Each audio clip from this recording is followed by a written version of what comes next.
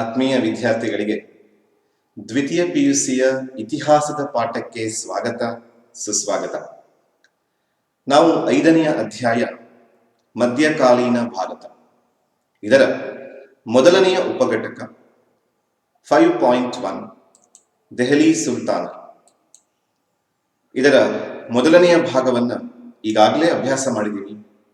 ದೆಹಲಿ ಸುಲ್ತಾನರ ಆರಂಭದ ಹಿನ್ನೆಲೆ, ಗುಲಾಮಿ ಸಂತತಿ, ಅವುಗಳನ್ನು ಅಧ್ಯಯನ ಮಾಡಿ ನಾವು ಇಂದು 2ನೆಯ ಭಾಗವನ್ನು ಆರಂಭಿಸ್ತಾ ಇದ್ದೀವಿ. 2ನೆಯ ಭಾಗದಲ್ಲಿ ಅಲ್ಲಾವುದ್ದೀನ್ ಖಿಲ್ಜಿಯ ಸಾಧನೆಗಳನ್ನು ಅಭ್ಯಾಸ ಮಾಡಲಿಕ್ಕಿದ್ದೀವಿ. ನಾನು ನಿಮ್ಮ ಪ್ರೀತಿಯ ದತ್ತಾತ್ರೇಯ ಪರಮೇಶ್ವರ ಹೆಗಡೆ, ಇತಿಹಾಸ ಉಪನ್ಯಾಸಕ, ಸರ್ಕಾರಿ ಪದವಿ ಪೂರ್ವ ಕಾಲೇಜು, ಬಾಡ, ಕುಮಟ, ಉತ್ತರ ಕನ್ನಡ. ಆತ್ಮೀಯ ವಿದ್ಯಾರ್ಥಿಗಳೇ, ಪಾಠವನ್ನು ಆರಂಭಿಸೋಣ. ಅಲ್ಲಾವುದ್ದೀನ್ ಖಿಲ್ಜಿಯ ಸಾಧನೆಗಳು. ಅಲ್ಲಾವುದ್ದೀನ್ ಖಿಲ್ಜಿ 1296ರಿಂದ 1316. ಅಲ್ಲಾವುದ್ದೀನ್ ಖಿಲ್ಜಿ ಖಿಲ್ಜಿ ಸಂತತಿಯ ಶ್ರೇಷ್ಠ ದೊರೆ, ದೆಹಲಿ ಸುಲ್ತಾನರ ಶ್ರೇಷ್ಠ ದೊರೆಗಳಲ್ಲಿ ಒಬ್ಬ. Alauddin Khilji was the greatest ruler of Delhi ಸುಲ್ತಾನೇಟ್ಸ್ as well as Khilji dynasty. ಇವನ ಮೂಲ ಹೆಸರು ಅಲಿ ಗುರ್ಷಪ್ ಅಂತ.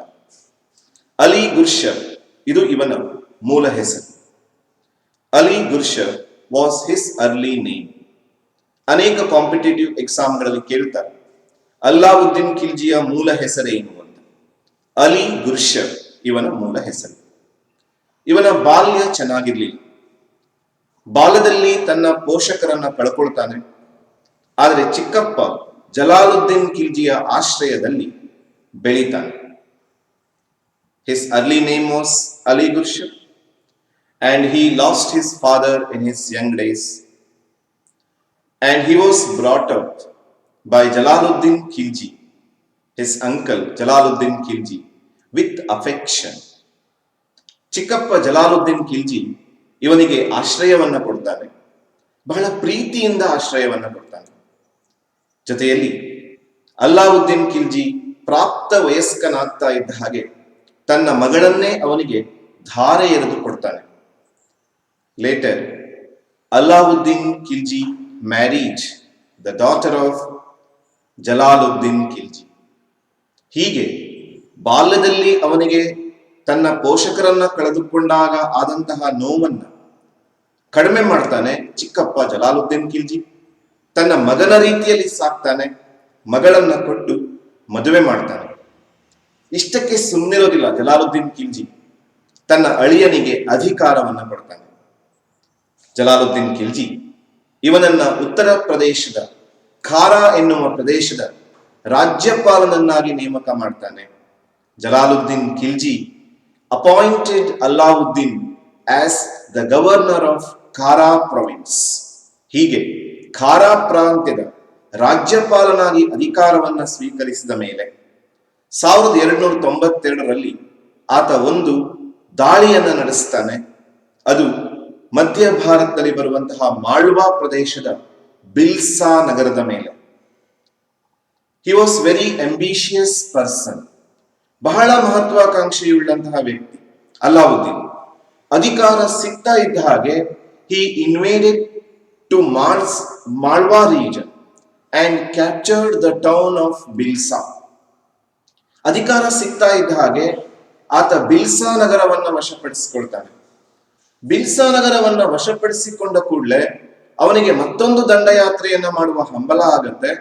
ಆತ ದೇವಗಿರಿಯ ಮೇಲೆ ದಾಳಿ ಮಾಡಿ ಅಲ್ಲಿನ ದೊರೆಯಾದಂತಹ ರಾಮಚಂದ್ರ ದೇವನನ್ನ ಸೋಲಿಸಿ ಅಪಾರ ಸಂಪತ್ತನ್ನ ಖಾರಾ ಪ್ರದೇಶಕ್ಕೆ ತಗೊಂಡು ಬರ್ತಾನೆ.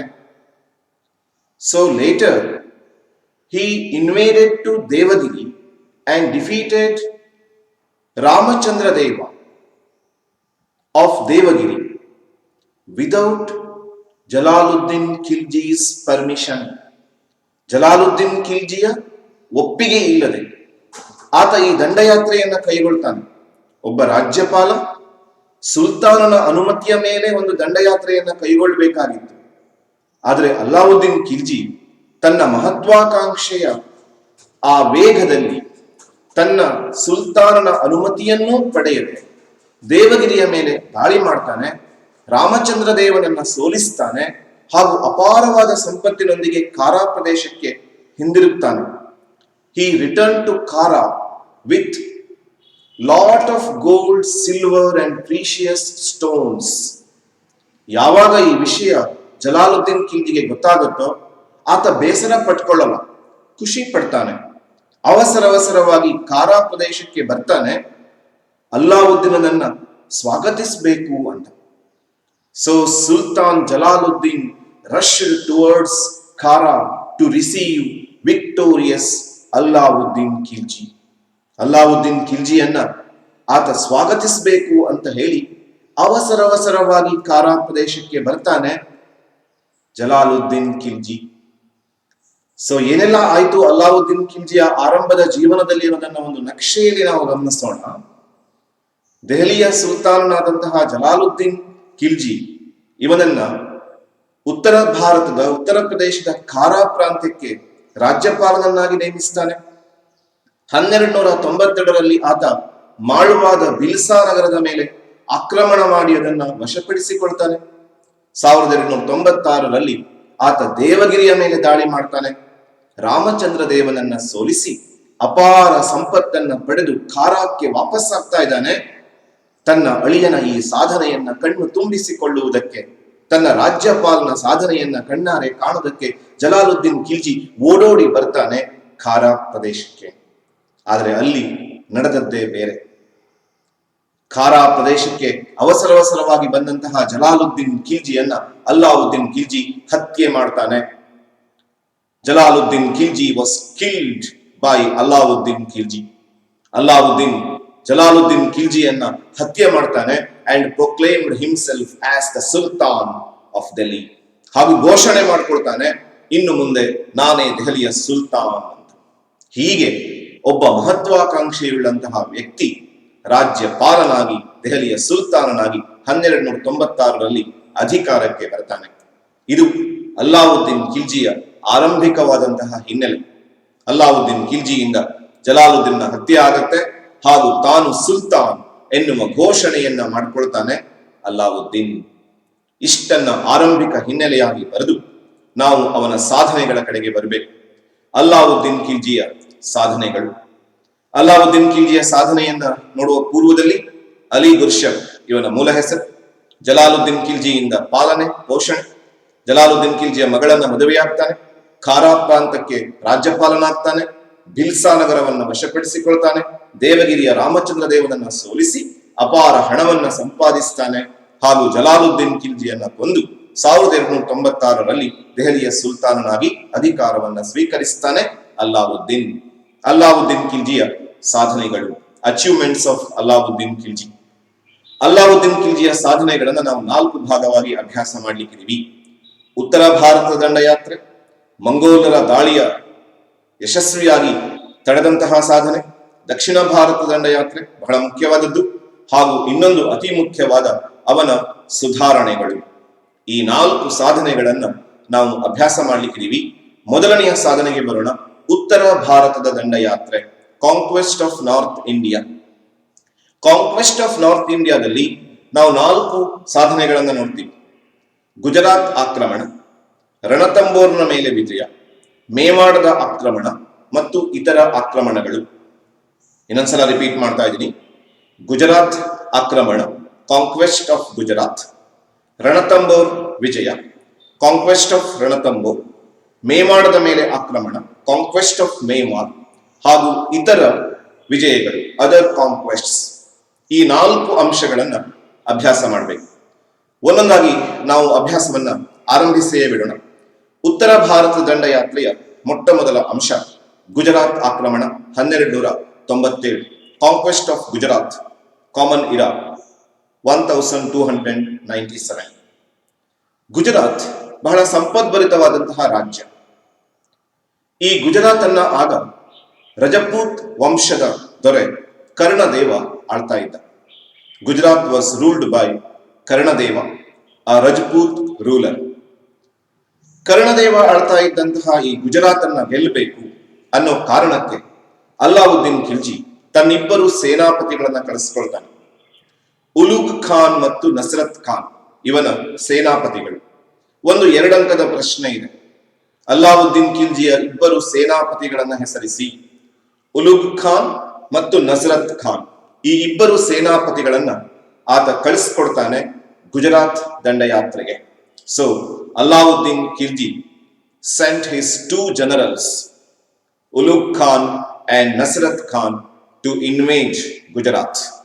They attacked Gujarat and conquered 3 places, namely Anilwad, Somnath and Cambay, and looted the wealth. Ulugh Khan ಮತ್ತೆ ನಸರತ್ ಖಾನರನ್ನ ಈ ದಂಡಯಾತ್ರೆಗೆ ಕಳಿಸ್ಕೊಡ್ತಾನೆ ಅಲ್ಲಾವುದ್ದೀನ್ ಖಿಲ್ಜಿ. ಅವರು ಗುಜರಾತ್ ಅನ್ನ ಮುತ್ತಾರೆ, 3 ಪ್ರದೇಶಗಳನ್ನ ಗೆಲ್ತಾರೆ. 1297ರಲ್ಲಿ ಅವರಿಂದ ಗೆಲ್ಲಲ್ಪಟ್ಟಂತಹ 3 ಪ್ರದೇಶಗಳು ಅನಿಲ್ವಾಡ್, ಸೋಮನಾಥ್ ಮತ್ತು ಕ್ಯಾಂಬೆ. ಹೀಗೆ 3 ಪ್ರದೇಶಗಳು. They captured Anhilwad, Cambay and Somnath and looted the wealth. ಸಂಪತ್ತನ್ನ ಲೂಟಿ ಮಾಡ್ತಾರೆ. ಈ ದಾಳಿಯಲ್ಲಿ ಸೋತಂತಹ ಕರ್ಣದೇವ ತನ್ನ ಮಗಳು ದೇವಲದೇವಿಯೊಡನೆ ದೇವಗಿರಿಗೆ ಓಡಿ ಹೋಗ್ತಾನೆ. So Karnadeva ran away from the battlefield to Devagiri with his daughter ದೇವಲದೇವಿ. Karnadeva ಪಲಾಯನವನ್ನ ಮಾಡ್ತಾನೆ. ಸೋತಂತಹ ಕರ್ಣದೇವ ಪಲಾಯನ ಮಾಡ್ತಾನೆ. ಜೊತೆಯಲ್ಲಿ ತನ್ನ ಪುತ್ರಿ ದೇವಲದೇವಿಯನ್ನ ಕರ್ಕೊಂಡು ದೇವಗಿರಿಗೆ ಪಲಾಯನ ಮಾಡಿ ಅಲ್ಲಿ ಆಶ್ರಯವನ್ನ ಪಡ್ಕೊಳ್ತಾನೆ. ಆದರೆ ಈ ದಾಳಿಯಲ್ಲಿ ಅವನ ಮಡದಿ queen Kamaladevi was captured by generals. ಆದರೆ ಅವನ ಮಡದಿ ಕಮಲದೇವಿ ಸೆರೆ ಸಿಕ್ಬಿಡ್ತಾಳೆ. ಉಲುಗ್ ಖಾನ್ ಮತ್ತೆ ನಸರತ್ ಖಾನ್ ಕಮಲದೇವಿಯನ್ನ ಸೆರೆ ಹಿಡಿತಾರೆ ಹಾಗೂ ಆ ಕಮಲದೇವಿಯನ್ನ ತಗೊಂಡು ಹೋಗಿ ಅಲ್ಲಾವುದ್ದೀನ್ ಖಿಲ್ಜಿಗೆ ಒಪ್ಪಿಸ್ತಾರೆ. ಲೇಟರ್ ಅಲ್ಲಾವುದ್ದೀನ್ ಖಿಲ್ಜಿ ಮ್ಯಾರಿಡ್ ಹರ್. ಅಲ್ಲಾವುದ್ದೀನ್ ಖಿಲ್ಜಿ ಆ ನಂತರದಲ್ಲಿ ಕಮಲದೇವಿಯನ್ನ ವಿವಾಹ ಆಗ್ತಾನೆ.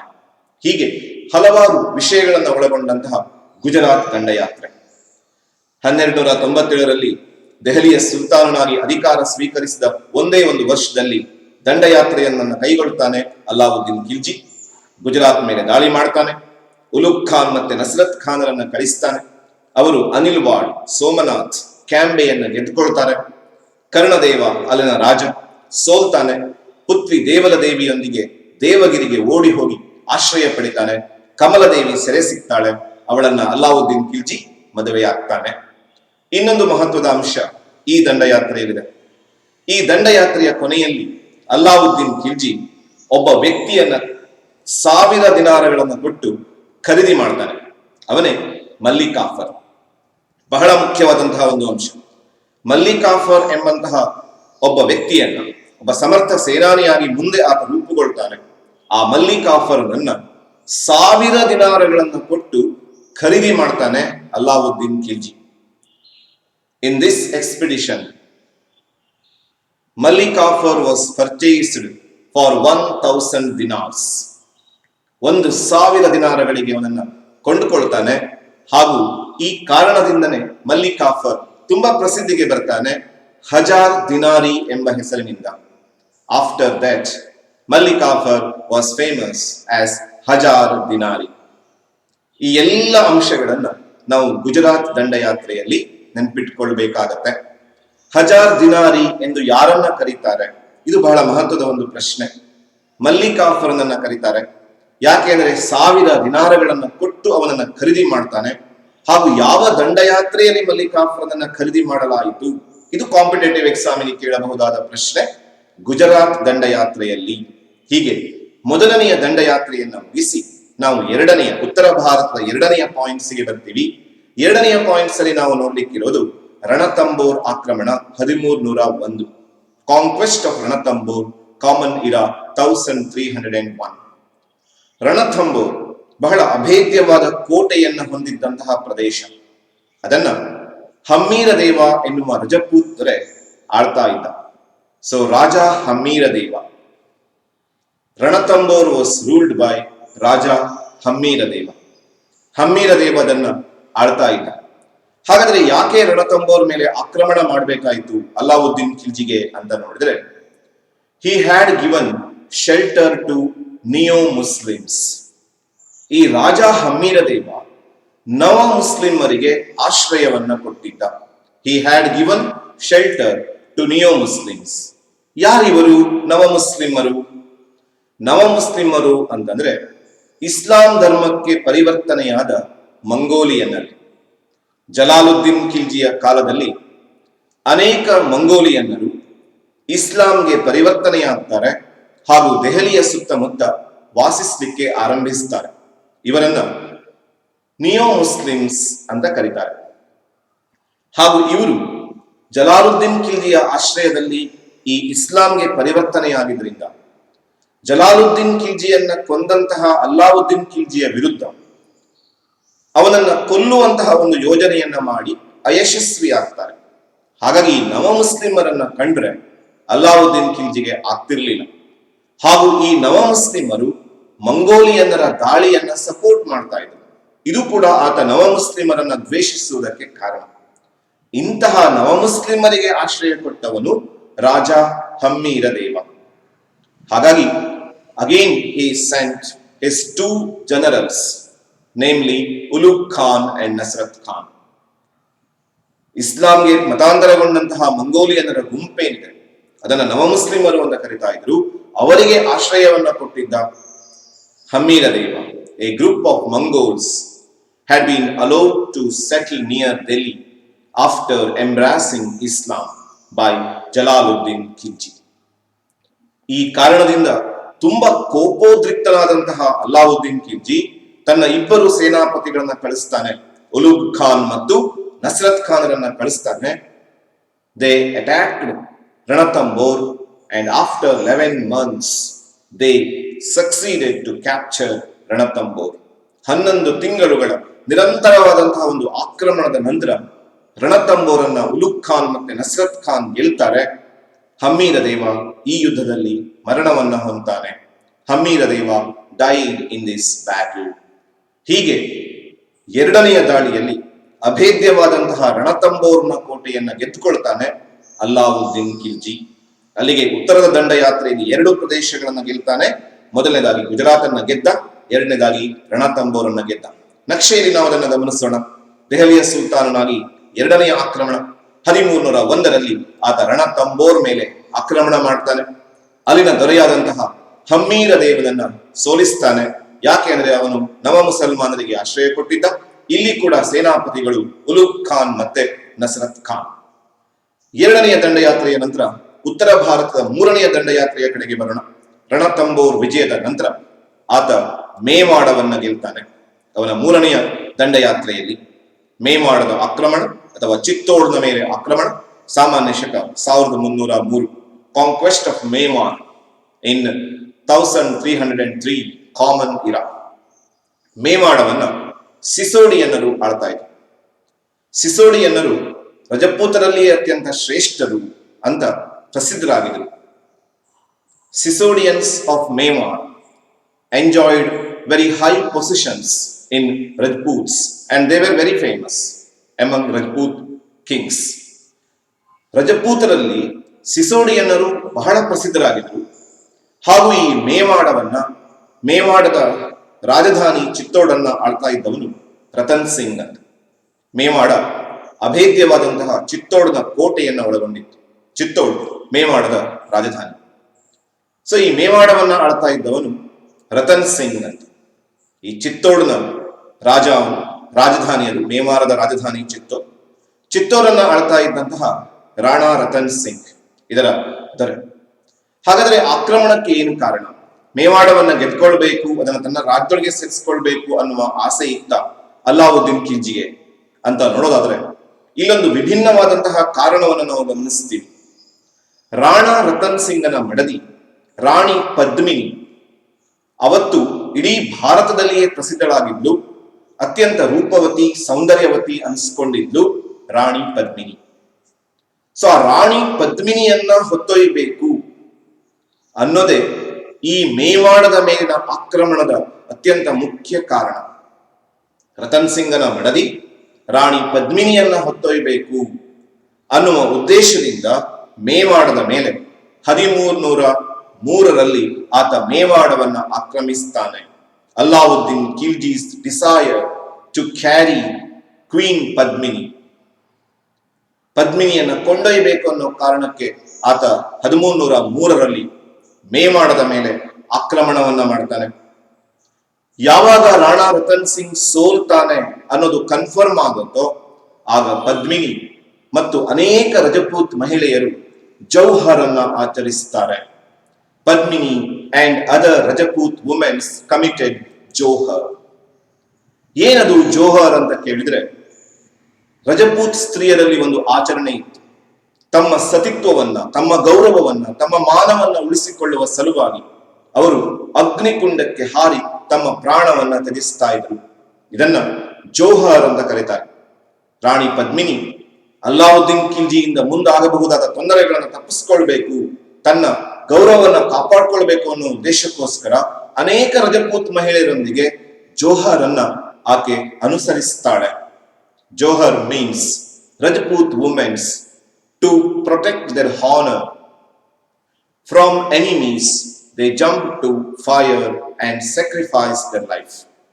ತಮ್ಮ ಜೀವವನ್ನೇ ಬಿಡ್ತಾ ಇದ್ರು ತಮ್ಮ ಮಾನ ಗೌರವವನ್ನು ಕಾಪಾಡಿಕೊಳ್ಳುವ ಸಲುವಾಗಿ. ಅಂತಹ ಒಂದು ಶ್ರೇಷ್ಠ ಆಚರಣೆ ರಜಪೂತರಲ್ಲಿ ಇತ್ತು. ಅದನ್ನ ಆಕೆ ಪಾಲಿಸ್ತಾಳೆ. ಹಾಗೂ ಅಲ್ಲಾವುದ್ದೀನ್ ಖಿಲ್ಜಿ ಮೇವಾರವನ್ನ, ಚಿತ್ತೋಡವನ್ನ ಗೆದ್ದುಕೊಂಡು ರಾಣಿ ಪದ್ಮಿನಿಯನ್ನ ಹೊತ್ತೊಯ್ಯಬೇಕು ಅನ್ನುವ ಆಸೆಯಿಂದ ಬಂದಾಗ ಅವನಿಗೆ ಕಂಡಿದ್ದು ಆ ರಜಪೂತ್ ಮಹಿಳೆಯರ ಈ ಜೋಹರ್ ಆಚರಣೆ. ಅವರ ಈ ಪ್ರಾಣ ತ್ಯಾಗವನ್ನ ನೋಡ್ಕೊಂಡು ಆತ ವಾಪಸ್ ಹೋಗ್ಬೇಕಾಗತ್ತೆ ಅಲ್ಲಾವುದ್ದೀನ್ ಖಿಲ್ಜಿ. ಹೀಗೆ jauhar means Rajput women to protect their honor from enemies, jumped into fire and sacrificed their life. So ರಾಣಿ ಪದ್ಮಿನಿಯನ್ನು ಹೊತ್ತೊಯ್ಯಬೇಕು ಅನ್ನೋ ಉದ್ದೇಶದಿಂದ ಬಂದಂತಹ ಅಲ್ಲಾವುದ್ದೀನ್ ಖಿಲ್ಜಿಗೆ ಕೊನೆಯಲ್ಲಿ ತನ್ನ ಆಸೆಯನ್ನ ಈಡೇರಿಸಿಕೊಳ್ಳೋದಕ್ಕೆ ಆಗಲ್ಲ. But he succeeded to capture Mewad, or the capital of Mewad, Chittod, and he appointed his eldest son Khijar Khan as the governor of Chittod. ಚಿತ್ತೋಡ್ನ ಗವರ್ನರ್ನಾಗಿ ತನ್ನ ಹಿರಿಯ ಮಗ ಖಿಜರ್ ಖಾನನನ್ನ ನೇಮಿಸ್ತಾನೆ ಅಲ್ಲಾವುದ್ದೀನ್ ಖಿಲ್ಜಿ. ಹೀಗೆ ಅಲ್ಲಾವುದ್ದೀನ್ ಖಿಲ್ಜಿಯ ಮೇವಾಡದ ಒಂದು ದಂಡಯಾತ್ರೆ ಬಹಳ ವಿಶೇಷವಾಗಿ ಗಮನ ಸೆಳೆಯುತ್ತೆ. ಇದೇ ಘಟನೆಯನ್ನ ಇಟ್ಕೊಂಡು ಮಾಲಿಕ್ ಮೊಹಮ್ಮದ್ ಜಯಸಿ ಎಂಬ ಸಂತ ಪದ್ಮಾವತ್ ಎಂಬಂತಹ ಒಂದು ಕಾದಂಬರಿಯನ್ನ ಬರಿತಾನೆ. ಆ ಪದ್ಮಾವತ್ ಬಹಳ ಪ್ರಸಿದ್ಧವಾಗುತ್ತೆ. ಇವತ್ತು ಈ ಪದ್ಮಾವತ್ ಕಥೆಯನ್ನು ಇಟ್ಕೊಂಡು ಅನೇಕ ಸಿನಿಮಾಗಳನ್ನ ಕೂಡ ತಯಾರಿಸಿದ. ಹೀಗೆ ಬಹಳ ರೋಚಕವಾದಂತಹ ಒಂದು ದಂಡಯಾತ್ರೆ, ಮೇವಾಡದ ಚಿತ್ತೋಡ್ನ ಮೇಲಿನ ಆಕ್ರಮಣ. ಹೀಗೆ ಮೇವಾಡವನ್ನ ಗೆದ್ದುಕೊಂಡ ಮೇಲೆ ನಾವು ಕೊನೆಯ ದಾಳಿಗೆ ಬರ್ತೀವಿ, ಅದರ್ ಕಾಂಕ್ವೆಸ್ಟ್ಸ್. ಸಾಮಾನ್ಯವಾಗಿ ಇಂದಿನ ಮಧ್ಯಪ್ರದೇಶ ಹಾಗೂ ಆಂಧ್ರ ಪ್ರದೇಶದ ಒಂದು ಭಾಗವನ್ನ ಒಳಗೊಂಡ 5-6 ಪ್ರದೇಶಗಳನ್ನ ಗೆದ್ದುಕೊಳ್ತಾನೆ ತನ್ನ ಇತರ ಆಕ್ರಮಣಗಳಲ್ಲಿ. ಯಾವೆಲ್ಲ ಪ್ರದೇಶಗಳನ್ನ ಗೆದ್ದುಕೊಂಡ ಅಲ್ಲಾವುದ್ದೀನ್ ಖಿಲ್ಜಿ ಅಂತ ನೋಡೋದಾದ್ರೆ, ಆತ ಉತ್ತರ ಭಾರತದಲ್ಲಿ ಮಧ್ಯಪ್ರದೇಶದಲ್ಲಿ ಇದ್ದಂತಹ ಅನೇಕ ಪ್ರದೇಶಗಳು, ಅದರಲ್ಲಿ ಮಾಂಡು, ಧಾರ್, ಉಜ್ಜಯಿನಿ, ಮಾಳ್ವಾ, ಚಾಂದೇರಿ, ಜೋಲೂರ್, ಹೀಗೆ ಅನೇಕ ಪ್ರದೇಶಗಳಿದ್ದಾವೆ. ಒಂದೊಂದಾಗಿ ನಾವು ಗಮನಿಸುವುದಾದ್ರೆ, other conquest. First point, Malwa. ಮಾಳ್ವಾವನ್ನ ಗೆದ್ದುಕೊಳ್ತಾನೆ. he captured or he conquest Malwa, Mandu, Ujjaini, Dhar, Chanderi and Jolur. ಹೀಗೆ ಕೆಲವು ಪ್ರದೇಶಗಳನ್ನ ಆತ ಗೆದ್ದುಕೊಳ್ತಾನೆ. ಮಾಳವನ್ನ ಗೆದ್ದುಕೊಳ್ತಾನೆ, ಉಜ್ಜಯಿನಿಯನ್ನ ಗೆದ್ದುಕೊಳ್ತಾನೆ, ಮಾಂಡುವನ್ನ ಗೆದ್ದುಕೊಳ್ತಾನೆ, ಧಾರ್ ಪ್ರದೇಶ ಗೆದ್ದುಕೊಳ್ತಾನೆ, ಚಾಂದೇರಿಯನ್ನ ಗೆದ್ದುಕೊಳ್ತಾನೆ. ಇವೆಲ್ಲವೂ ಮಧ್ಯಪ್ರದೇಶದಲ್ಲಿರುವಂತಹ ಭಾಗಗಳು. ಹಾಗೂ ಇಂದಿನ ಆಂಧ್ರ ಪ್ರದೇಶದಲ್ಲಿರುವಂತಹ ಭಾಗ ಜೋಲೂರು. ಆ ಜೋಲೂರನ್ನ ಕೂಡ ಅವಿಭಜಿತ ಆಂಧ್ರ ಪ್ರದೇಶ ಜೋಲೂರು, ಅಲ್ಲಿನ ಪ್ರದೇಶವನ್ನ ಗೆದ್ದುಕೊಳ್ತಾನೆ. ಮಾಳ್ವಾ, ಮಾಂಡು, ಉಜ್ಜಯಿನಿ, ಧಾರ್, ಚಾಂದೇರಿ ಈ ಎಲ್ಲ ಪ್ರದೇಶಗಳನ್ನ ಸಾಮಾನ್ಯ ಶಕ 1305ರಲ್ಲಿ ಗೆದ್ದುಕೊಂಡು ತನ್ನ ಉತ್ತರ ಭಾರತದ ದಂಡಯಾತ್ರೆಯನ್ನ ಮುಕ್ತಾಯಗೊಳಿಸ್ತಾನೆ ಅಲ್ಲಾವುದ್ದೀನ್ ಖಿಲ್ಜಿ. ಹೀಗೆ ಅಲ್ಲಾವುದ್ದೀನ್ ಖಿಲ್ಜಿಯ ಸಾಧನೆಗಳಲ್ಲಿ ಉತ್ತರ ಭಾರತದ ದಂಡಯಾತ್ರೆಯನ್ನು ನಾವು ವಿವರವಾಗಿ ನೋಡಿದೀವಿ. ಗುಜರಾತ್ನಲ್ಲಿ ರಾಜ ಕರ್ಣದೇವನನ್ನ ಸೋಲಿಸ್ತಾನೆ, ರಣತಂಬೋರ್ನಲ್ಲಿ ರಾಜ ಹಮ್ಮೀರ ದೇವನನ್ನ ಸೋಲಿಸ್ತಾನೆ, ಮೇವಾಡದಲ್ಲಿ ರತನ್ ಸಿಂಗನನ್ನ ಸೋಲಿಸ್ತಾನೆ, 4ರಲ್ಲಿ ಉಜ್ಜಯಿನಿ, ಮಾಂಡು, ಧಾರ್, ಚಾಂದೇರಿ, ಜೋಲೂರ್, ಮಾಳ್ವಾ ಈ ಎಲ್ಲ ಸಂಪದ್ಭರಿತವಾದ ಪ್ರದೇಶಗಳನ್ನ ಗೆದ್ದುಕೊಂಡು ತನ್ನ ಉತ್ತರದ ದಂಡಯಾತ್ರೆಯನ್ನ ಪರಿಸಮಾಪ್ತಿಗೊಳಿಸ್ತಾನೆ ಅಲ್ಲಾವುದ್ದೀನ್ ಖಿಲ್ಜಿ. ಸೊ ಅಲ್ಲಾವುದ್ದೀನ್ ಖಿಲ್ಜಿಯ ಎರಡನೆಯ ಸಾಧನೆಯ ಕಡೆಗೆ ಬರೋಣ. ಮಂಗೋಲಿಯನ್ನರ ದಾಳಿಯನ್ನ ಯಶಸ್ವಿಯಾಗಿ ಎದುರಿಸಿದ ಅನ್ನೋದು ಬಹಳ ಮುಖ್ಯವಾದದ್ದು.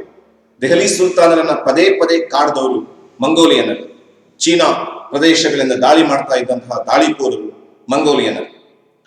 efficiently faced the Mongol raids.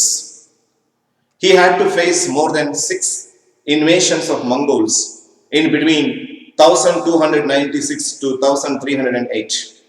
1296 ರಿಂದ 1308 ಅವಧಿಯಲ್ಲಿ 6ಕ್ಕೂ ಹೆಚ್ಚು ಮಂಗೋಲರ ದಾಳಿಯನ್ನು ಎದುರಿಸಬೇಕಾಗತ್ತೆ Alauddin Khilji.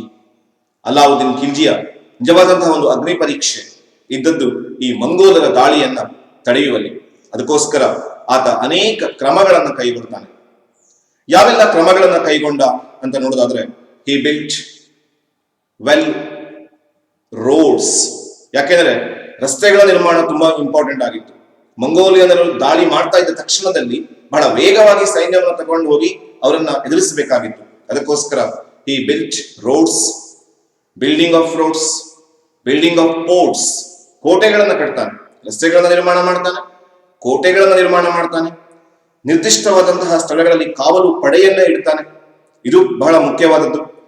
Garrison at regular intervals, building of forts, building of roads.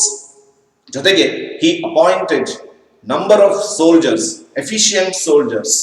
ಅನೇಕ ಜನ ಸೈನಿಕರನ್ನ ನೇಮಕಾತಿ ಮಾಡಿಕೊಳ್ತಾನೆ, ನುರಿತ ಸೈನಿಕರನ್ನ ನೇಮಿಸಿಕೊಳ್ತಾನೆ, ಅವರನ್ನ ನಿರ್ದಿಷ್ಟವಾದಂತಹ ಸ್ಥಳಗಳಲ್ಲಿ ಕಾವಲು ಬಿಡ್ತಾನೆ. ಹಾಗೂ ಈ ಮಂಗೋಲಿಯನ್ನರ ದಾಳಿಗೆ ಸದಾಕಾಲ ಬೆಂಬಲ ಕೊಡ್ತಾ ಇದ್ದಂತಹ ನವ ಮುಸ್ಲಿಮರನ್ನ ನಿರ್ದಯವಾಗಿ ಹತ್ತಿಕ್ತಾನೆ, ನಿರ್ದಯವಾಗಿ ಅವರನ್ನ ಕೊಲ್ತಾನೆ. ಮರ್ಸಿಲೆಸ್ಲಿ ಮ್ಯಾಸರಿಂಗ್ ನಿಯೋ ಮುಸ್ಲಿಮ್ಸರನ್ನ ನಿರ್ದಯವಾಗಿ ಹತ್ಯೆ ಮಾಡ್ತಾನೆ. ಹೀಗೆ ಮಂಗೋಲಿಯನ್ನರ ದಾಳಿಯನ್ನ ಯಶಸ್ವಿಯಾಗಿ ಎದುರಿಸುವುದಕ್ಕೆ ಅನೇಕ ಕ್ರಮಗಳನ್ನ ಕೈಗೊಳ್ಳುತ್ತಾನೆ. ಇದನ್ನ ಎರಡನೆಯ ಅವನ ಸಾಧನೆಯಾಗಿ ಬರೀಬೇಕು. ಅವನ ಆಳ್ವಿಕೆಯ ಅವಧಿಯಲ್ಲಿ 6ಕ್ಕೂ ಹೆಚ್ಚು ಸಲ ಮಂಗೋಲಿಯನ್ನರು ದಾಳಿ ಮಾಡ್ತಾರೆ. ಆ ದಾಳಿಯನ್ನ ಯಶಸ್ವಿಯಾಗಿ ಎದುರಿಸುವುದಕ್ಕಾಗಿ ರಸ್ತೆಗಳನ್ನು ನಿರ್ಮಿಸ್ತಾನೆ, ಕೋಟೆಗಳನ್ನು ನಿರ್ಮಿಸ್ತಾನೆ, ಕಾವಲು ಪಡೆಗಳನ್ನ ಇಡ್ತಾನೆ, ನುರಿತ ಸೈನಿಕರನ್ನ ನೇಮಿಸ್ತಾನೆ. ನವ ಮುಸ್ಲಿಮರನ್ನ ನಿರ್ದಯವಾಗಿ ಹತ್ಯೆ ಮಾಡಿ ಮಂಗೋಲಿಯನ್ನರ ದಾಳಿಯನ್ನ ಯಶಸ್ವಿಯಾಗಿ ಎದುರಿಸಿ ದೆಹಲಿ ಸಾಮ್ರಾಜ್ಯಕ್ಕೆ, ದೆಹಲಿ ಸುಲ್ತಾನರ ಸಾಮ್ರಾಜ್ಯಕ್ಕೆ ಇದ್ದಂತಹ ತಡೆಯನ್ನ ನಿವಾರಿಸ್ತಾನೆ ಅಲ್ಲಾವುದ್ದೀನ್ ಖಿಲ್ಜಿ. ಎರಡನೆಯ ಸಾಧನೆಯ ನಂತರ ನಾವು ಮೂರನೆಯ ಅವನ ಸೈನಿಕ ಸಾಧನೆಯ ಕಡೆಗೆ ಬರೋದಾದ್ರೆ, ದಕ್ಷಿಣ ಭಾರತದ ದಂಡಯಾತ್ರೆ. ಬಹಳ ಮಹತ್ವದ್ದು. 5 ಅಂಕದ ಒಂದು ಪ್ರಶ್ನೆಯಾಗಿ ಕೂಡ ಕೇಳ್ತಾರೆ, ಅಲ್ಲಾವುದ್ದೀನ್ ಖಿಲ್ಜಿಯ ದಕ್ಷಿಣ ಭಾರತದ ದಂಡಯಾತ್ರೆಯನ್ನ ವಿವರಿಸಿ ಅಂತ. ಯಾಕೆ ಇದಕ್ಕೆ ಅಷ್ಟೊಂದು ಮಹತ್ವ ಇದೆ ಅಂತಂದ್ರೆ, ಒಬ್ಬ ಮುಸ್ಲಿಂ ಸುಲ್ತಾನನಾಗಿ ದಕ್ಷಿಣ ಭಾರತ ದಂಡಯಾತ್ರೆಯನ್ನು ಕೈಗೊಂಡ ಮೊಟ್ಟ ಮೊದಲ ವ್ಯಕ್ತಿ ಅನಿಸ್ಕೊಳ್ತಾನೆ ಅಲ್ಲಾವುದ್ದೀನ್ ಖಿಲ್ಜಿ. ದಕ್ಷಿಣ ಭಾರತ ದಂಡಯಾತ್ರೆಯನ್ನು ಕೈಗೊಂಡ ಮೊಟ್ಟ ಮೊದಲ ಮುಸ್ಲಿಂ ದೊರೆ. He was the first among Muslim rulers to invade South India. South ಇಂಡಿಯಾವನ್ನು, ದಕ್ಷಿಣ ಭಾರತವನ್ನು ಆಕ್ರಮಿಸಿದ ಮೊಟ್ಟ ಮೊದಲ ವ್ಯಕ್ತಿ, ಮೊಟ್ಟ ಮೊದಲ ಮುಸ್ಲಿಂ ದೊರೆ, ಮೊಟ್ಟ ಮೊದಲ ವ್ಯಕ್ತಿ ಅನ್ನೋದಕ್ಕಿಂತ ಮೊಟ್ಟ ಮೊದಲ ಮುಸ್ಲಿಂ ಸುಲ್ತಾನ್ ಅನ್ನುವ ಕೀರ್ತಿ ಅಲ್ಲಾವುದ್ದೀನ್ ಖಿಲ್ಜಿಗಿದೆ. Alauddin was the first ruler to attempt the conquest of south India. ಹಾಗಾದ್ರೆ ಈ ದಕ್ಷಿಣ ಭಾರತ ದಂಡಯಾತ್ರೆಗೆ ಏನು ಕಾರಣ ಅಂತ ನೋಡಿದ್ರೆ, ದಕ್ಷಿಣ ಭಾರತದಲ್ಲಿದ್ದಂತಹ ಅತ್ಯದ್ಭುತವಾದಂತಹ ಸಂಪತ್ತು, enormous wealth of south India and his ambition is the main reason for this conquest.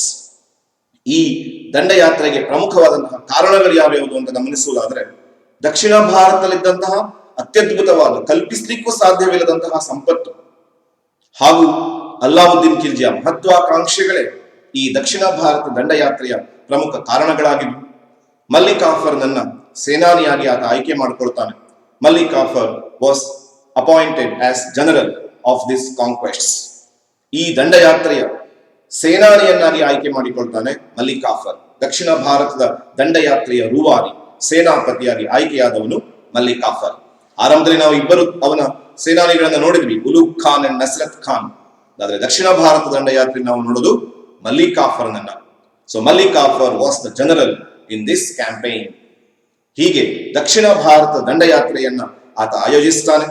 ಉದ್ದೇಶ ಇಲ್ಲಿನ ಅಪಾರವಾದ ಸಂಪತ್ತನ್ನು ಪಡೆಯುವುದು, the enormous wealth of south India and his ambition to conquer south India.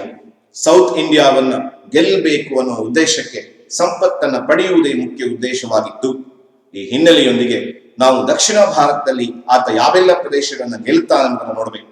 5 ಪ್ರಮುಖವಾದಂತಹ ದಂಡಯಾತ್ರೆ ಇದೆ. ಮೊದಲನೇದಾಗಿ ದೇವಗಿರಿಯ ಮೇಲೆ ದಂಡಯಾತ್ರೆ, ಎರಡನೇದಾಗಿ ವಾರಂಗಲ್ ಮೇಲೆ ದಂಡಯಾತ್ರೆ, ಮೂರನೇದಾಗಿ ದ್ವಾರ ಸಮುದ್ರದ ಮೇಲೆ ದಂಡಯಾತ್ರೆ, ನಾಲ್ಕನೇದಾಗಿ ಮಧುರೈ ಮೇಲೆ ದಂಡಯಾತ್ರೆ ಹಾಗೂ ಎರಡನೆಯ ಬಾರಿ ದೇವಗಿರಿಯ ಮೇಲೆ ದಂಡಯಾತ್ರೆ. ಮೊದಲನೇದಕ್ಕೆ ಬರೋಣ. ದಕ್ಷಿಣ ಭಾರತದ ದಂಡಯಾತ್ರೆಯಲ್ಲಿ ಅವನು ಆಯ್ದುಕೊಂಡಂತಹ ಮೊದಲ ಸ್ಥಳ ದೇವಗಿರಿ.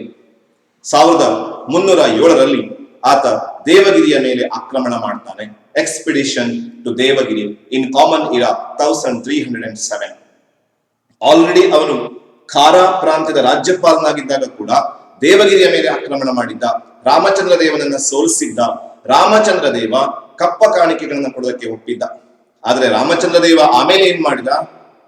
ಗುಜರಾತ್ ಆಕ್ರಮಣದಲ್ಲಿ ಪಲಾಯನಗೈದಿದ್ದಂತಹ ಕರ್ಣದೇವನಿಗೆ ಆಶ್ರಯ ಕೊಟ್ಟ, ದೇವಲ ದೇವಿಗೆ ಆಶ್ರಯ ಕೊಟ್ಟ. 3 ವರ್ಷಗಳಿಂದ ಕಪ್ಪ ಕಾಣಿಕೆಗಳನ್ನ ಕೊಟ್ಟಿರ್ಲಿಲ್ಲ. ಎಲ್ಲ ಉದ್ದೇಶಗಳನ್ನ ಇಟ್ಕೊಂಡು ಹಾಗೂ ಆ ದೇವಗಿರಿಯಲ್ಲಿ ಅಂದು ಪಡೆದಂತಹ ಸಂಪತ್ತು ಮತ್ತೊಂದಿಷ್ಟು ಸಂಪತ್ತನ್ನು ಪಡೆಯುವುದಕ್ಕೆ ಪ್ರೇರಣೆಯಾಯಿತು. ಆತ ಮಲ್ಲಿಕಾಫರನನ್ನ 30,000 ಸೈನಿಕರೊಂದಿಗೆ ಕಳಿಸಿಕೊಡ್ತಾನೆ ದೇವಗಿರಿಯನ್ನ ಆಕ್ರಮಿಸುವುದಕ್ಕೆ. ಅಲ್ಲಿಗೆ ದೇವಗಿರಿಯ ಮೇಲೆ ಆಕ್ರಮಣಕ್ಕೆ ಕಾರಣ ಏನು ಅನ್ನೋದು ನಮಗೆ ಸ್ಪಷ್ಟವಾಗಿ ಗೊತ್ತಿದೆ. There are 2 reasons.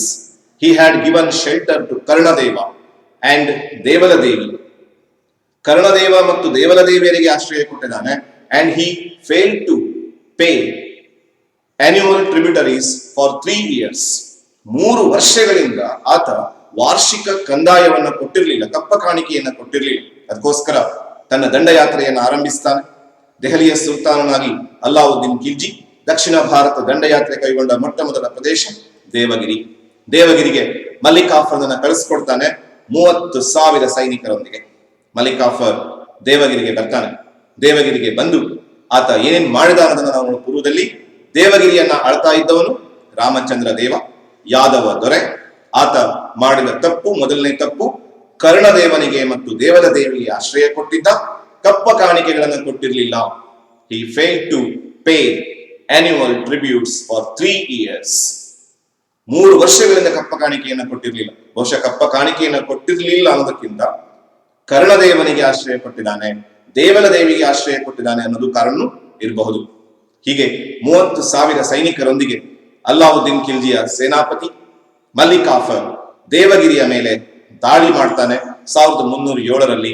And Ramachandra ದೇವ was defeated by Malik Kafur. Ramachandra ದೇವ ಸೋತೋಗ್ತಾನೆ. ಸೋತಂತಹ ರಾಮಚಂದ್ರ ದೇವ ಸೋತ್ ಮೇಲೆ ಆತ ಕಪ್ಪ ಕಾಣಿಕೆಯನ್ನು ಕೊಡೋದಕ್ಕೆ ಒಪ್ಕೊಳ್ತಾನೆ. He agreed to pay annual tributes to Sultan. ಸುಲ್ತಾನನಿಗೆ ವಾರ್ಷಿಕ ಕಪ್ಪ ಕಾಣಿಕೆಯನ್ನು ಕೊಡೋದಕ್ಕೆ ಒಪ್ಕೊಳ್ತಾನೆ ರಾಮಚಂದ್ರ ದೇವ. ಇನ್ಯಾವತ್ತೂ ತಪ್ಪಿಸೋದಿಲ್ಲ, ಕೊಡ್ತೀನಿ ಅಂತ ಒಪ್ಕೊಳ್ತಾನೆ. ಹಾಗೂ ಮಲ್ಲಿಕಾಫರ್ ಕ್ಯಾಪ್ಚರ್ಡ್ ದೇವಲ ದೇವಿ. ದೇವಲ ದೇವಿಯನ್ನ ಸೆರೆ ಹಿಡಿತಾನೆ. ಕರ್ಣದೇವನ ಕಥೆ ಏನಾಯ್ತು ನಮಗೆ ಗೊತ್ತಾಗಲ್ಲ. But Devala Devi, daughter of Karnadeva, was captured by Malik Kafur. Malik Kafur ಅವಳನ್ನ ಸೆರೆ ಹಿಡಿತಾನೆ ಹಾಗೂ ಅವಳನ್ನ ತಕೊಂಡೋಗಿ ಅಲ್ಲಾವುದ್ದೀನ್ ಖಿಲ್ಜಿಗೆ ಕೊಡ್ತಾನೆ. And Devala Devi was captured by Mallikafar and later Khizr Khan married Devala Devi, the eldest son of Alauddin Khilji. Alauddin Khiljiಯ ಹಿರಿಯ ಮಗ ಖಿಜರ್ ಖಾನ್ ಚಿತ್ತೋಡಿನ ರಾಜ್ಯಪಾಲನಾಗಿ ನೇಮಕಗೊಂಡಿದ್ದ. ಆತ ದೇವಲ ದೇವಿಯನ್ನ ಮದುವೆಯಾಗ್ತಾನೆ. ಅಂಡ್ ರಾಮಚಂದ್ರ ದೇವ agreed to pay annual tributes. annual tributes ಅನ್ನ ಕೊಡೋದಕ್ಕೆ ಒಪ್ಪಿಕೊಳ್ತಾನೆ ರಾಮಚಂದ್ರ ದೇವ. ಹೀಗೆ ಈ ದೇವಗಿರಿಯ ದಂಡಯಾತ್ರೆಯಲ್ಲಿ ನಾವು ಅನೇಕ ಮಹತ್ವದ ಅಂಶಗಳನ್ನು ಗಮನಿಸಬೇಕು. ದಕ್ಷಿಣ ಭಾರತ ದಂಡಯಾತ್ರೆಯಲ್ಲಿ ದೇವಗಿರಿಯ ಮೇಲಿನ ಆಕ್ರಮಣ ಮೊದಲನೇದು. ರಾಮಚಂದ್ರ ದೇವ ದೇವಗಿರಿಯನ್ನ ಆಳ್ತಾ ಇದ್ದ, ಕರ್ಣದೇವನಿಗೆ ಆಶ್ರಯ ಕೊಟ್ಟಿದ್ದ, ದೇವಲ ದೇವಿಗೆ ಆಶ್ರಯ ಕೊಟ್ಟಿದ್ದ. 3 ವರ್ಷಗಳಿಂದ ಕಪ್ಪ ಕಾಣಿಕೆಯನ್ನು ಕೊಟ್ಟಿರಲಿಲ್ಲ. ಈ ಕಾರಣಕ್ಕೋಸ್ಕರ ಮಲ್ಲಿಕಾಫರ್ನನ್ನ 30,000 ಸೈನಿಕರೊಂದಿಗೆ ಕಳಿಸಿಕೊಡ್ತಾನೆ ಅಲ್ಲಾವುದ್ದೀನ್ ಖಿಲ್ಜಿ. ಮಲ್ಲಿಕಾಫರ್ ಕರ್ಣದೇವನನ್ನ ರಾಮಚಂದ್ರ ದೇವನನ್ನ ಸೋಲಿಸ್ತಾನೆ. ಕರ್ಣದೇವನ ಕಥೆಗೆ ನಮಗೆ ಗೊತ್ತಾಗಲ್ಲ. ದೇವಲ ದೇವಿಯನ್ನ ಸೆರೆ ಹಿಡಿತಾನೆ ಹಾಗೂ ಮುಂದೆ ಖಿಜರ್ ಖಾನ್ ಅವಳನ್ನ ಮದುವೆಯಾಗ್ತಾನೆ. ರಾಮಚಂದ್ರ ದೇವ ಕಪ್ಪ ಕಾಣಿಕೆಯನ್ನು ಕೊಡೋದಕ್ಕೆ ಒಪ್ಪಿಕೊಳ್ತಾನೆ. ಅಲ್ಲಿಗೆ ದೇವಗಿರಿಯ ಮೇಲಿನ ಆಕ್ರಮಣದ ನಂತರ ನಾವು 2ನೆಯ ದಾಳಿಗೆ ಬರಬೇಕು. ವಾರಂಗಲ್ನ ಮೇಲೆ ಆಕ್ರಮಣ. 1309, 2 ವರ್ಷಗಳ ಬಳಿಕ ವಾರಂಗಲ್ ಮೇಲೆ ಆಕ್ರಮಣ ಮಾಡ್ತಾನೆ ಮಲ್ಲಿಕಾಫರ್. ದೇವಗಿರಿಗೆ ಬಂದು ದೇವಗಿರಿಯ ದಾರಿಯನ್ನೇ ಬಳಸಿ ವಾರಂಗಲ್ನ ಮೇಲೆ ಆಕ್ರಮಣ ಮಾಡ್ತಾನೆ. ವಾರಂಗಲ್ನ ಅತಿಯಾದ ಸಂಪತ್ತನ್ನು ದೋಚುವುದೇ ಈ ವಾರಂಗಲ್ ಮೇಲಿನ ಆಕ್ರಮಣದ ಮುಖ್ಯ ಉದ್ದೇಶವಾಗಿತ್ತು. So expedition to Warangal in common era 1309. Warangal ಅನ್ನ ಕಾಕತೀಯ ಅರಸರು ಆಳ್ತಾ ಇದ್ರು. ನಾವು ಗಮನಿಸ್ತಾ ಇದೀವಿ, ದೆಹಲಿಯಿಂದ ದೇವಗಿರಿಗೆ ಬಂದ, ದೇವಗಿರಿಯಿಂದ ವಾರಂಗಲ್ಲಿಗೆ ಪ್ರಯಾಣವನ್ನು ಆರಂಭಿಸ್ತಾ ಇದ್ದಾನೆ. ವಾರಂಗಲ್ ಅನ್ನ ಕಾಕತೀಯ ಅರಸರು ಆಳ್ತಾ ಇದ್ದಂತಹ ಸಂದರ್ಭ. ಕಾಕತೀಯ ರೂಲರ್ ಪ್ರತಾಪ ರುದ್ರದೇವ ಆಗ ವಾರಂಗಲ್ನ ಅರಸನಾಗಿದ್ದವನು. And Warangal was ruled by Kakatiya ruler Pratapa Rudradeva. Pratapa Rudradeva ಅಲ್ಲಿನ ದೊರೆಯಾಗಿದ್ದವನು, ಕಾಕತೀಯರ ಅರಸು ವಾರಂಗಲ್ ಅನ್ನ ಆಳ್ತಾ ಇದ್ದ. ನಾವು ನಕ್ಷೆಯಲ್ಲಿ ಗಮನಿಸ್ತಾ ಇದೀವಿ ವಾರಂಗಲ್ ಎಲ್ಲಿದೆ ಅಂತ. ವಾರಂಗಲ್ನ ಪ್ರತಾಪ ರುದ್ರ ಆತ ಶರಣಾಗತನಾಗ್ತಾನೆ, ಯುದ್ಧವನ್ನ ಮಾಡಲ್ಲ. ಮಲ್ಲಿಕಾಫರ್ ಅವನನ್ನ ಶರಣಾಗತನಾಗುವುದಕ್ಕೆ ಒತ್ತಾಯಿಸ್ತಾನೆ, ಹಾಗೂ ಮಲ್ಲಿಕಾಫರ್ನ ಇಚ್ಛೆಯಂತೆ ಯುದ್ಧವನ್ನ ಮಾಡದೆ ಪ್ರತಾಪ ರುದ್ರ ಶರಣಾಗತಿಯನ್ನ ಬಯಸ್ತಾನೆ. ಅಲ್ಲಿಗೆ ಪ್ರತಾಪ ರುದ್ರ ವಾಸ್ ಸರೆಂಡರ್ಡ್. ಪ್ರತಾಪ ರುದ್ರದೇವ ಶರಣಾಗತನಾದ ಅಂತ ನೋಡ್ತೀವಿ. ಶರಣಾಗತನಾದಂತಹ ಆತ ಅಪಾರವಾದಂತಹ ವಸ್ತುಗಳನ್ನ ಮಲ್ಲಿಕಾಫರ್ನಿಗೆ ಕೊಡ್ತಾನೆ. ಏನೇನು ಕೊಟ್ಟ ಅಂತ ನಾವು ನೋಡೋದಾದ್ರೆ, ಆತ ತನ್ನ ಚಿನ್ನದ ಪ್ರತಿಮೆಯನ್ನ ಆತ ಮಲ್ಲಿಕಾಫರ್ನಿಗೆ ಶರಣಾಗತಿಯ ದ್ಯೋತಕವಾಗಿ ಕೊಡ್ತಾನೆ. ಹಿಸ್ ಗೋಲ್ಡನ್ ಸ್ಟ್ಯಾಚ್ಯೂ, ತನ್ನ ಚಿನ್ನದ ಪ್ರತಿಮೆ ಜೊತೆಯಲ್ಲಿ 100 ಆನೆಗಳು, 100 ಎಲಿಫೆಂಟ್ಸ್, 7000 ಹಾರ್ಸಸ್. ತನ್ನ ಚಿನ್ನದ ಪ್ರತಿಮೆ ಜೊತೆಯಲ್ಲಿ 100 ಆನೆಗಳು, 7000 ಕುದುರೆಗಳು, ಇವುಗಳ ಜೊತೆಯಲ್ಲಿ ಅಪಾರವಾದಂತಹ ಧನ ಕನಕಗಳು, ಚಿನ್ನ, ಬೆಳ್ಳಿ, ಅಮೂಲ್ಯವಾದ ಹರಳು, ಆಭರಣಗಳು ಎಲ್ಲ ಕೊಟ್ಟು ಕಳಿಸ್ತಾನೆ ಮಲ್ಲಿಕಾಫರ್ನಿಗೆ. ಸೊ ಮಲ್ಲಿಕಾಫರ್ನಿಗೆ ಈ ವಾರಂಗಲ್ನ ಆಕ್ರಮಣದಿಂದ ಅತ್ಯದ್ಭುತವಾದಂತಹ ಸಂಪತ್ತು ಸಿಗುತ್ತೆ. ಅದೆಲ್ಲವನ್ನ ಆತ 1000 ಒಂಟೆಗಳ ಮೇಲೆ ಹೇರಿ ದೆಹಲಿಗೆ ಕಳಿಸ್ತಾನೆ. ಹೀಗೆ golden statue of Prataparudra, 100 elephants, 7000 horses and lot of gold, silver and precious stones. ಈ ಯುದ್ಧದಲ್ಲಿ ಸಿಗತ್ತೆ, ಈ ಆಕ್ರಮಣದಲ್ಲಿ ಸಿಗತ್ತೆ ಮಲ್ಲಿಕಾಫರ್ನಿಗೆ. ಮಲ್ಲಿಕಾಫರ್ ಇವೆಲ್ಲವನ್ನ 1000 ಆನೆಗಳ ಮೇಲೆ, 1000 ಒಂಟೆಗಳ ಮೇಲೆ, 1000 ಆನೆಗಳಲ್ಲ 1000 ಒಂಟೆಗಳ ಮೇಲೆ ಹೇರಿ ಅದನ್ನ ದೆಹಲಿಗೆ ಕಳಿಸ್ಕೊಡ್ತಾನೆ. ಇದನ್ನ ಅಮೀರ್ ಖುಸ್ರು, ಭಾರತದ ಗಿಣಿ ಅಂತ ಕರೆಸಿಕೊಂಡ ಅಮೀರ್ ಖುಸ್ರು ಒಂದು ಸುಂದರವಾದಂತಹ ವಾಕ್ಯದಲ್ಲಿ ಈ ಮಾತನ್ನ ಹೇಳ್ತಾನೆ. 1000 ಒಂಟೆಗಳ ಮೇಲೆ ಈ ಎಲ್ಲ ಸಂಪತ್ತನ್ನ ಹೇರಿ ಕಳಿಸ್ತಾನೆ ದೆಹಲಿಯ ಕಡೆಗೆ ಮಲ್ಲಿಕಾಫರ್. ಅವು ಆ ಸಂಪತ್ತಿನ ಭಾರದಿಂದ ನರಳಾಡ್ತಾ ದೆಹಲಿಯತ್ತ ಸಾಗಿದವು ಅಂತ. ಆ ಸಂಪತ್ತಿನ ತೂಕ, ಅದೆಷ್ಟು ಸಂಪತ್ತು ಅನ್ನೋದನ್ನ ಕಲ್ಪಿಸಿಕೊಳ್ಳಿಕ್ಕೆ ಒಂದು ಅವಕಾಶವನ್ನು ಒದಗಿಸಿಕೊಡ್ತಾನೆ ಅಮೀರ್ ಖುಸ್ರು. 1000 ಒಂಟೆಗಳು, 1-2 ಒಂಟೆಗಳಲ್ಲ, 1000 ಒಂಟೆಗಳ ಮೇಲೆ ಆ ಕೊಳ್ಳೆ ಹೊಡೆದ ಸಂಪತ್ತನ್ನ ಕಳಿಸ್ತಾನೆ. ಸಾಗಿಸುವಾಗ ಅವು ಭಾರದಿಂದ ನರಳಾಡಿದವು ಅಂತ ಹೇಳ್ತಾನೆ. Malik Kafur proceeded to Delhi. ಎಲ್ಲ ಸಂಪತ್ತನ್ನ ಆತ ದೆಹಲಿಗೆ ಕಳಿಸ್ಕೊಳ್ತಾನೆ. Malik Kafur proceeded to Delhi with booty on 1000 camels. ತನ್ನ ಎಲ್ಲ ಸಂಪತ್ತನ್ನ 1000 ಒಂಟೆಗಳ ಮೇಲೆ ಹೇರಿ ದೆಹಲಿಯತ್ತ ಕಳಿಸ್ತಾನೆ. groaning under the weight of treasure, groaning under the weight of treasure. ನರಳಾಡಿದುವಂತೆ ದೆಹಲಿಗೆ ಆ ಭಾರವಾದ ವಸ್ತುಗಳನ್ನು ಹೊತ್ತುಕೊಂಡು ಹೋಗ್ಲಿಕ್ಕೆ ಆಗದೆ ನರಳಾಡ್ತಾ ದೆಹಲಿಯ ಕಡೆಗೆ ಸಾಗಿದವು.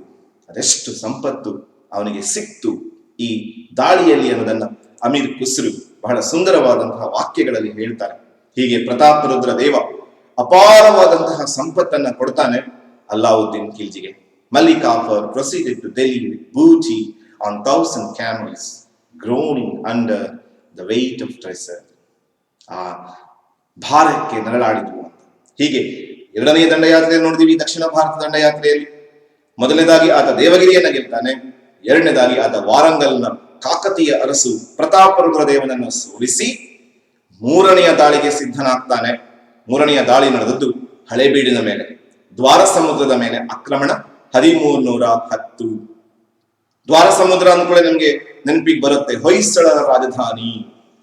ಹೊಯ್ಸಳರ ರಾಜಧಾನಿಯಾದಂತಹ ದ್ವಾರ ಸಮುದ್ರವನ್ನ, ಹಳೇಬೀಡನ್ನ ಆಳ್ತಾ ಇದ್ದವನು ಮೂರನೆಯ ಬಲ್ಲಾಳ. ಸೊ ಕಾಂಕ್ವೆಸ್ಟ್ ಆಫ್ ದ್ವಾರ ಸಮುದ್ರ ಇನ್ 1310 ಕಾಮನ್ ಇರಾ. ಹೊಯ್ಸಳ ರೂಲರ್ ವೀರಬಲ್ಲಾಳ. ಹೊಯ್ಸಳ ಅರಸು ವೀರಬಲ್ಲಾಳ ಆಗ ಆಳ್ವಿಕೆಯನ್ನು ನಡೆಸ್ತಾ ಇದ್ದ ಮೂರನೆಯ Veeraballala. He was surprised. ಆಶ್ಚರ್ಯಚಕಿತನಾಗ್ತಾನೆ Veeraballala. ಈ ದಾಳಿಯನ್ನ ಅವನು ನಿರೀಕ್ಷಣೆ ಮಾಡಿರೋದಿಲ್ಲ.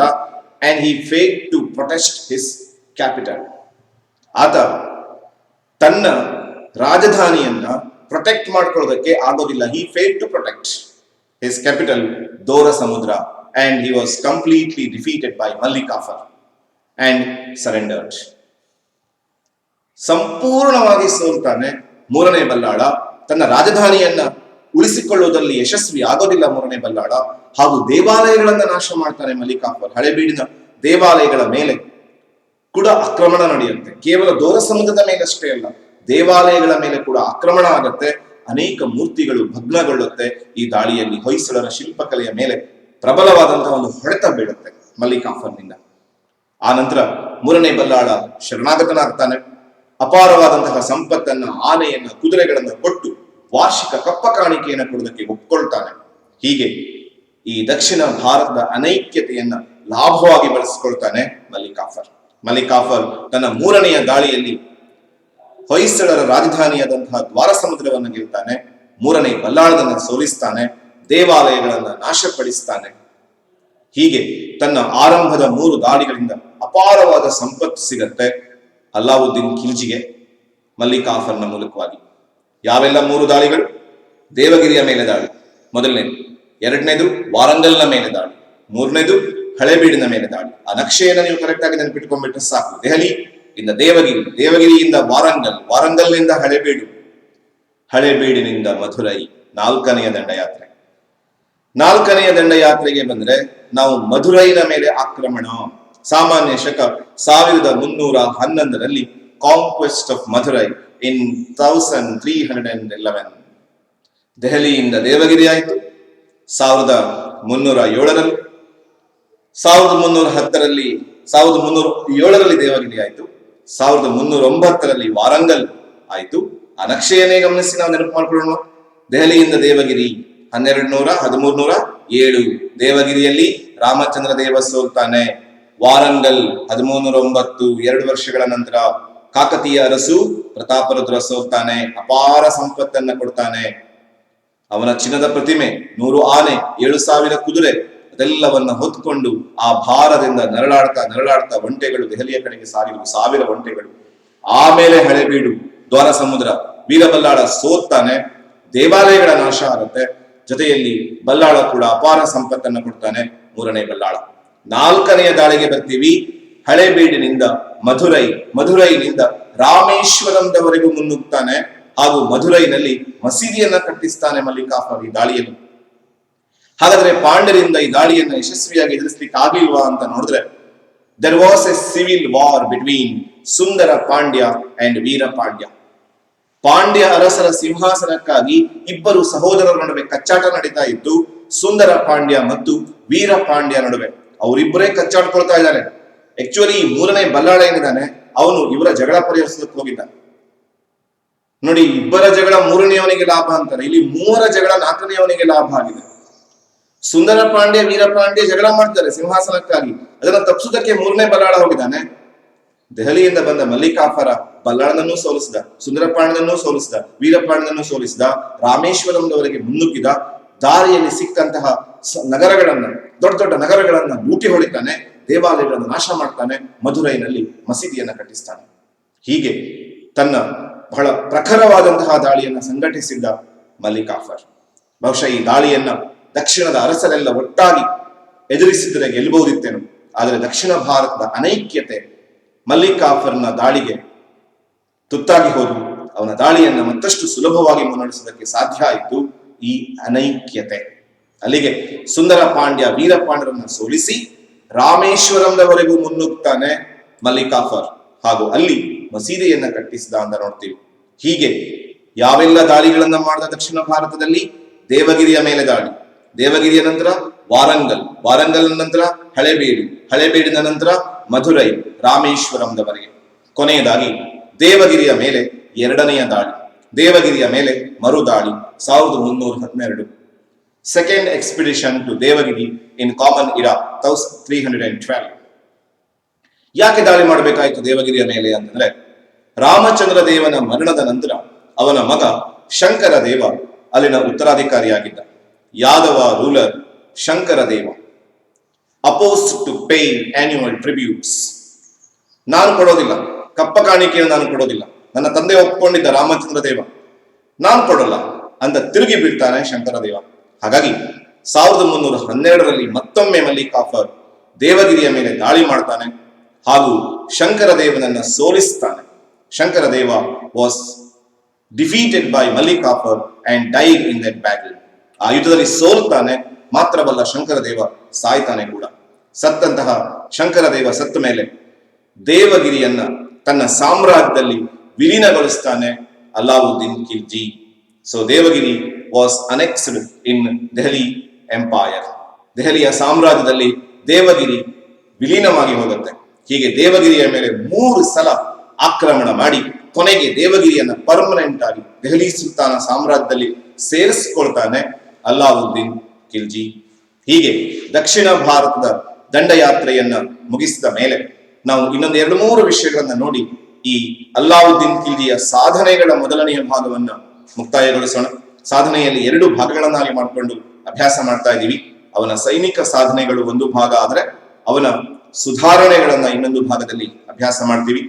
ಈ ಎಲ್ಲ ದಾಳಿಗಳ ನಂತರ ಅವನ ಸಾಮ್ರಾಜ್ಯ ಎಷ್ಟು ವಿಸ್ತೃತವಾಗಿ ಹರಡಿತ್ತು ಅನ್ನೋದನ್ನ ನಾವು ಸಂಕ್ಷಿಪ್ತವಾಗಿ ಗಮನಿಸುವುದಾದರೆ, ಉತ್ತರದಲ್ಲಿ ಲಾಹೋರ್, ದಕ್ಷಿಣದಲ್ಲಿ ಮಧುರೈ, ಪೂರ್ವದಲ್ಲಿ ಬಂಗಾಳ. ಉತ್ತರದಲ್ಲಿ ಲಾಹೋರ್ನಿಂದ ದಕ್ಷಿಣದಲ್ಲಿ ಮಧುರೈವರೆಗೆ ಇವನ ಸಾಮ್ರಾಜ್ಯ ಹಬ್ಬಿತ್ತು.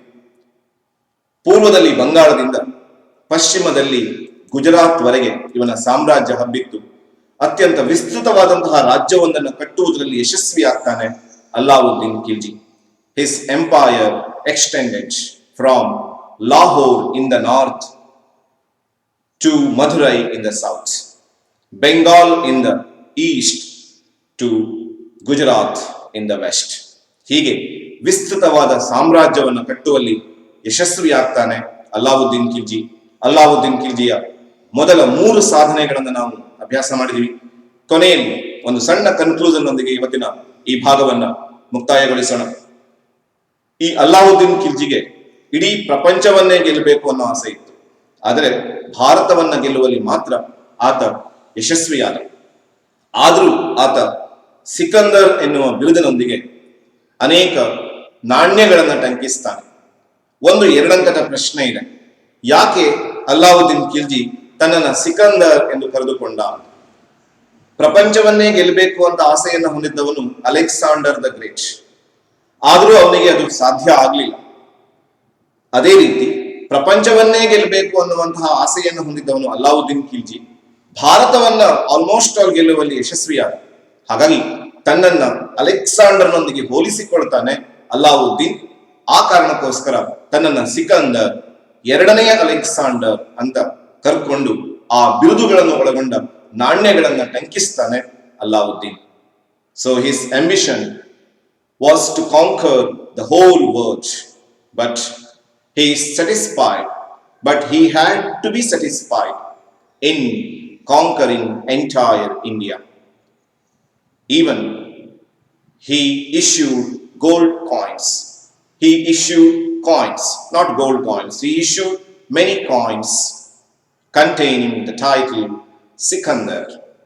ಅನೇಕ ನಾಣ್ಯಗಳನ್ನು ಹೊರಡಿಸ್ತಾನೆ. ಆ ನಾಣ್ಯಗಳ ಮೇಲೆ ಆತ ಸಿಕಂದರ್ ಎನ್ನುವ ಬಿರುದುಗಳನ್ನು ಟಂಕಿಸ್ತಾನೆ. Even then he issued the coins with the title or containing the title Sikandar. Sikandar means Alexander the Second.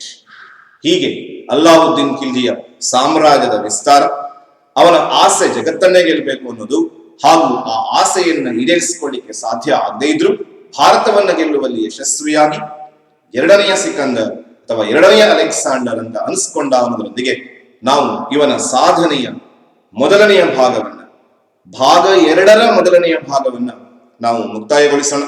ಹಾಗೂ ಮುಂದಿನ ಭಾಗದಲ್ಲಿ ಅಲ್ಲಾವುದ್ದೀನ್ ಖಿಲ್ಜಿಯ ಸುಧಾರಣೆಗಳನ್ನ ಅಧ್ಯಯನ ಮಾಡೋಣ. Thank you. ಧನ್ಯವಾದಗಳು.